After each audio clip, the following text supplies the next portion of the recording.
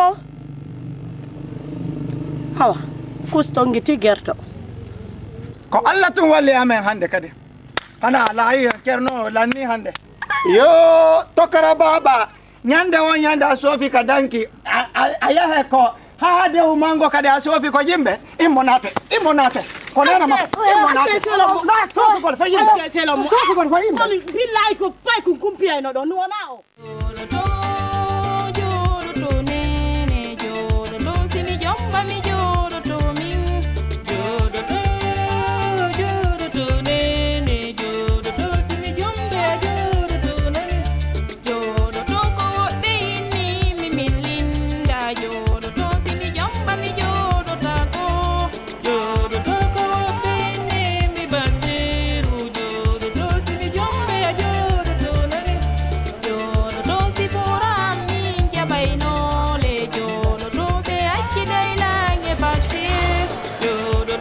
Sonjala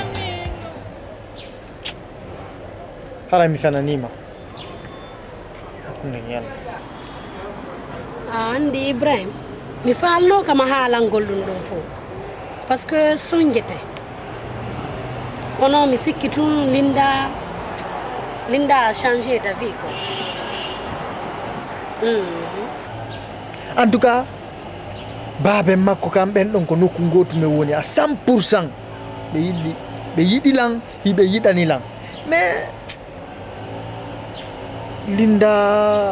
Linda mi anda ko ndungo yawti kono o hawrodiri e goɓɗum mi yawno ko maɓɓe ko arti mi yehi mi tawi toon papa makko ko mais ko ɓe expliquani lan ko Ibrahim mi wawatama haalangol fof par ce que aray kelɗa to mais fi honno gatta wolnala andi ko non Ibrahim min tigiri nden ñande ɓay mi iwti ka Linda mi arno mi wawali ɗanade mi miijiti depuis min woni pay koye ange Linda no wonirno ɗon no mi tawi mi wawtali ɗum no ɓerde an nden wawtali par ce que papa Linda ko yeetilan kon ha ɗum ɗon no satti de oya satti seeɗa ene haysi ko nene am maayi min mbatta amo wowlande he ko yiwɗa waɗi wo andu feƴƴi mi torikema mi jeejima fi Allah yewtan ko waɗi andi Linda mi sikki tun o voyage makko Fuuta ɗo o yiidoyi ton e jeune jogo mo yiɗi way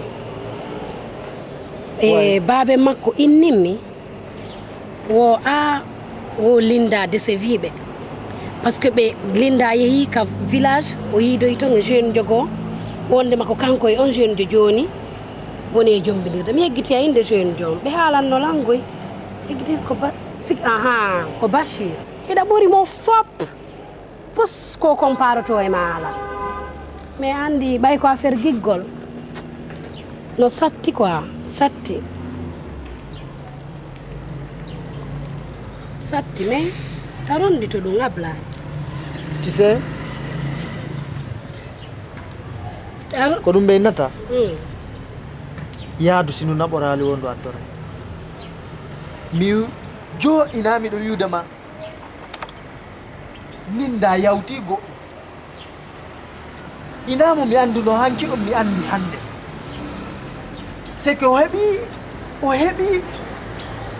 entourage goo mi andi o heɓi en tout cas goɗɗum naati e hakkille makko sino sugu ko woni wadde ɗo o wawata wadde ɗum way si ɗum ɗo tumtuno deju hala yaadu makko ndum min depuis o yahi ndu ardana Allah e bonheur depuis o yahi nani Linda wawno Linda noddayno lan matin midi soir minute kala imo nodda lan hande ko Linda sanje andi ɗum tarondi to ɗum bande joni Ibrahim merci nani merci tarondi to noon tarondi ɓay papa makko goyɗo ma hikkemo quoi e sokoyi jeune e sokoyimo anko 5 to andi yonde madam ɗon ɓe sokoyimo commissariat anko 5 ɗon ɓe sokimo mais mi fallo kamala men parce que mi bonnay berde mande joni linda ko siap chose parce que to kala ko mi wowli wata dum siki si sa wolo na lo la nundo haray kadi aburti la tampinde quoi parce que nyande o nyande yalti mais de toute façon merci yaram yo ti janal pour rester en contact sois sage do ko be ni mi milinda yo do si mi jomba mi yo do ta ko yo do ko be ni mi basiru yo do si mi jomba yo do nani yo do si pora mi jabaino le yo do be akki dai la nge bashir yo do si nene amin no no yo do be jomba no le lalinda yo do ko be ni mi milinda yo do si mi jomba mi ji do ta ko yo do ko be ni mi basiru yo do si mi jombe ji do nani ji do nene ji do mi dikorai bo gorko ji do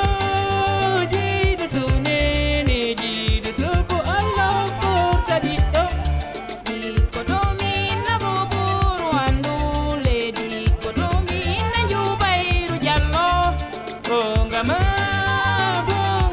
nene gongama ko inde mo jere kala ji do mi watta dom bo de pole ji do mi na mo ajawa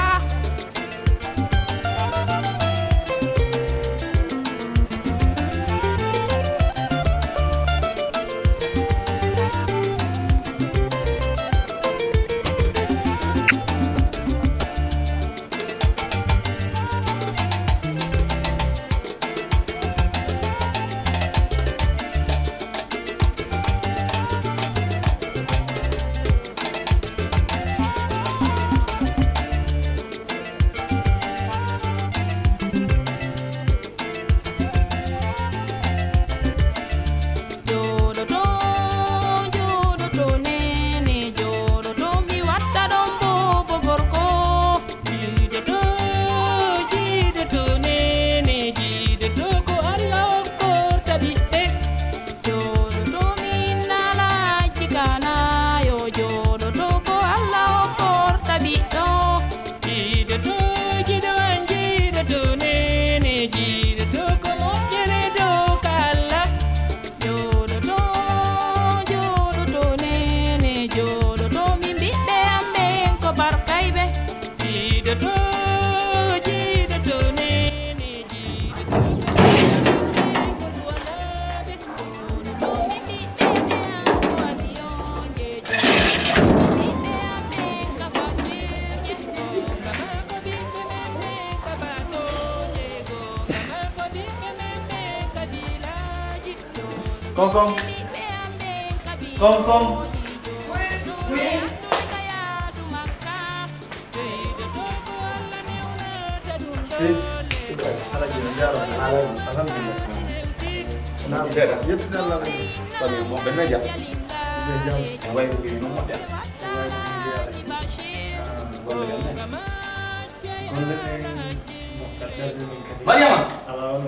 Mariam, aji don julle didi. Ibrahim. Oni way ni diralde. Kurang mari salmi bolendo. Ibrahim. Maksudnya? Tanah lah tu. Ya tu Allah. Tu boleh way ni. Kan ko hanja mo da femu. Talle sunu gonga. Awala boleh sunu kata. Awa ya. Alhamdulillah. Lagi. Mido mari kumateu kumahewali. Mido tanji ni hata kopelet. Kawon don do haray o wona hattinde e welo e bangi den impiji wondi wande. Na, gonga. Nduya du linda futa jallo do.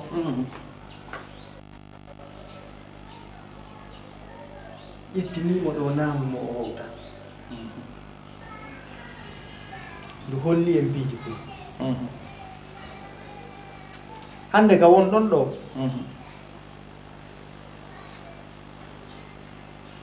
hiɗo wondi e miijo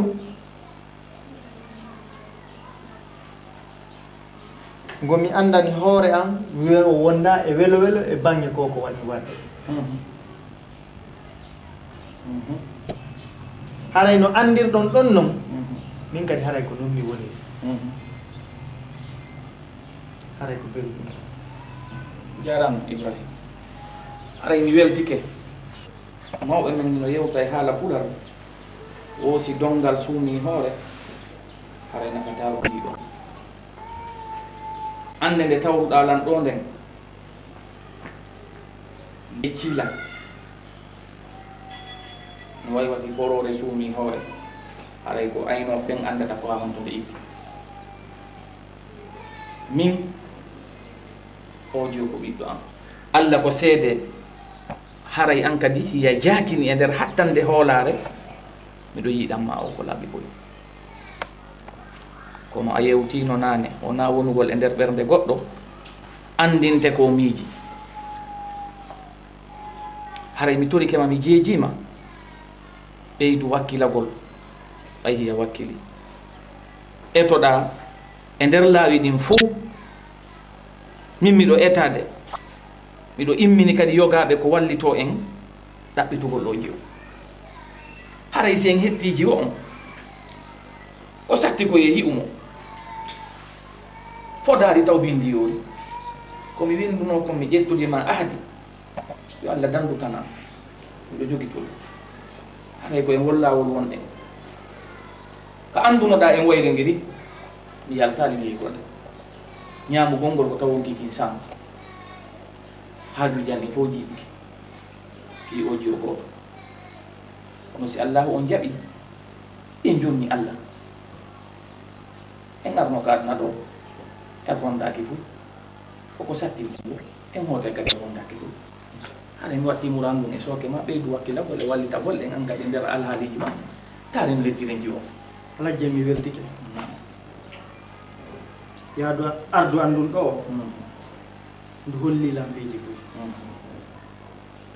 hande si min heeɓi ko satti ko min ar min weeɓita noon ko satti o ko satti on ƴakkata ko haaɗi tuttanan ko satti o ko satti on jasata ngay ka kamen ɓeydoto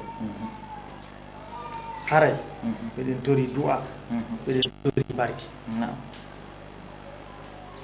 haray min kadi komi wiwno kon miɗo jogitiɗo mi firtali min ɓe gurnen fof Ibrahima sali ya waɗa barki si a yehi ka karamo kojo o inni ko ya selu ma ko ya ittu sadaka worto ma sadaka sarseri haray ko ya selu ɗate tuyiɓe ko barki ma kin e famotiral magal e nedi manji ɗi siɗa jooɗi kan hande yewde fidewgal no wodi potira e ma wonɓe puɗɗude ka sare ɓe wara fof suura sa wolani ɓe fidewgal ko laɓi ɓe waɗata a faami ya wonde barke e nedi haray jogito ɗon kadi a faami ay ko nan weltanidema fota inga mawɓe nga taw meɗen e jaam haɗa ahadindi iye jogitori firtota ko nan mi weltike fota haɗa mi salmini ɓen toon mi wayni ke ɗo yaye haymi dérange mi yettine jarama nan awa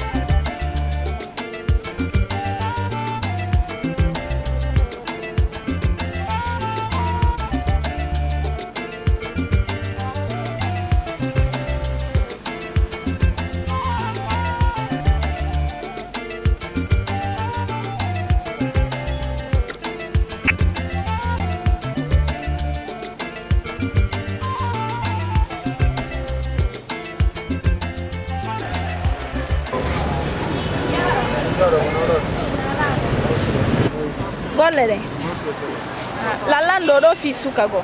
Suka wombon. E inna mo Bachir wa so ala ka komisariya mo. Bachir inda Bachir ala ka komisariya ga. Ane. Awon jara. A komisariya ne la do. Komisariya ne la ga yare. Ok chef, merci. Merci beaucoup. Yaram. Bonne année.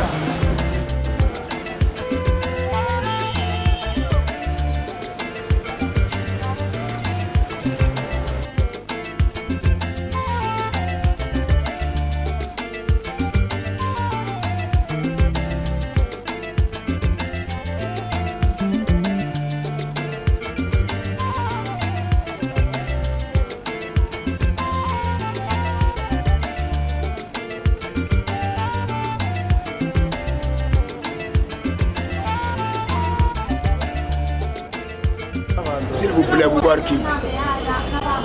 Je suis venu ici pour le problème d'un petit là, de nom de Bachir. Bachir. Viens ici.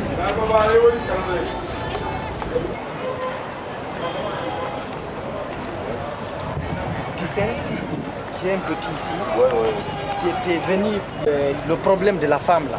Qui poursuivait la femme, il s'appelle Bachir. Bachir, il est enfermé. Il est à l'intérieur. Oui, il est enfermé. Je veux que matin, midi, soir, vous le mettez, vous le tapez 50 coups. Il n'y a pas de problème. 50 coups. Il n'y a pas de problème. Tous les jours, je vais vous envoyer le prix de votre tête. Il n'y a pas de problème. Ordre ici. Il n'y a pas de problème. C'est ça. On est là pour sauvegarder, ce n'est pas à cause de l'argent. La population avec leurs biens. Il n'y a pas de problème. Donc c'est ça la police. Pardon, il me fait ce que je te dis. Il n'y a pas de problème. Il n'y a pas de problème. Matin, midi, soir, ça, vous le mettez 50 coups. Il n'y a pas de problème. Ce sont mangés ça. On est ensemble. Merci. Hein. Vraiment gentil. Tu viens, il est là.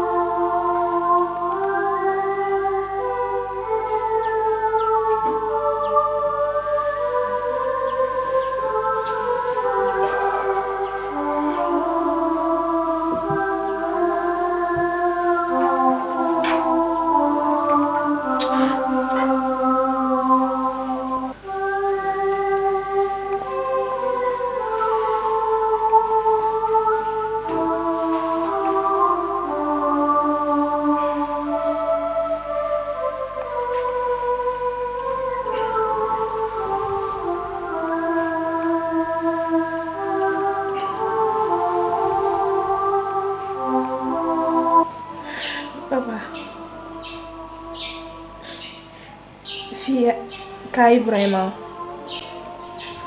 am préféri maygo kono mi wakkilaki o jombala miɗo marani on noon giggol ɓuri ko yiɗɗon lankon sino fotto e lakara e fotta miɗo préféri maygo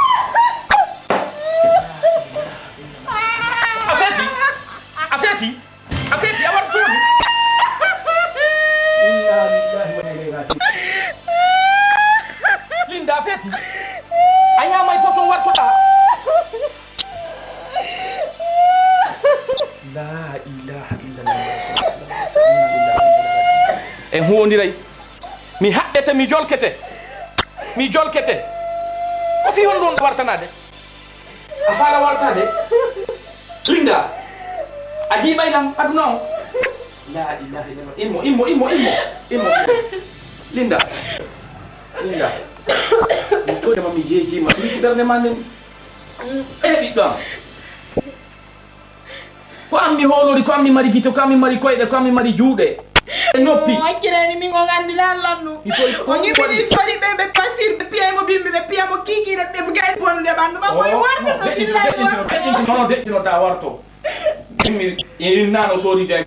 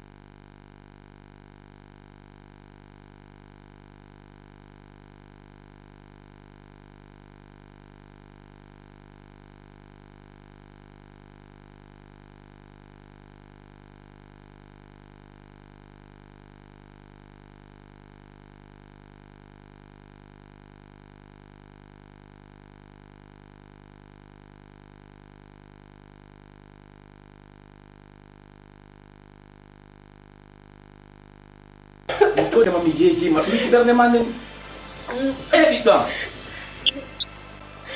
ko ammi hoolori ko ammi mari gite ko ammi mari koyɗe ko ammi mari juuɗe noppi hakkileni min o gandina allannu o ñimmini fadi ɓe pi basir ɓe piya bimbi ɓe piyamo kikiɗe ɓe gayni bonde ɓandu ma koye wartanono deƴƴinota warto immi nano soori goto piumo ko ñaame ɗettiri sooriɓe ko moy numa ɓe no piya to mi yeyami yimo ɓe piidemo toon la ilaha illallah joni fankuɗi kam fi allah ta wulno na muño na on fala on mi fala basir fala mi wallete ta walto e hoore mere mi wallete ta wullo ha mi yahay joni dartinam o ara e joni ta wullo nan ɗiɗɗon ɗum na fusi noon voilà mi weltike moƴƴa ta wullo nan ta wullo ha non dari a warto e hoore mere a fusi noon komo falla o mi hokkete bo wolaninoma dari a ñamayno poso maya mi perde ali hara o perdima e weltota ara adnami on jiiɓike